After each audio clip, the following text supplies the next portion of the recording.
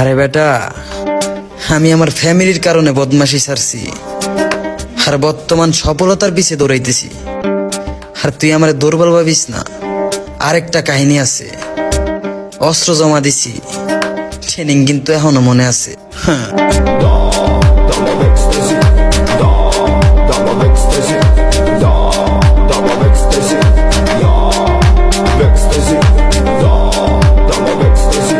আরে বেটা, আমি আমার ফ্যামিলির কারণে বদমাশি ছাড়ছি, আর বর্তমান সফলতার পিছে দৌড়াইতেছি।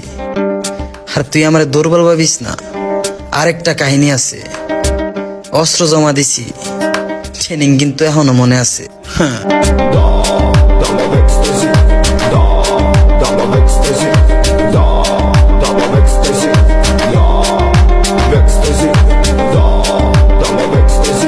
আরে বেটা,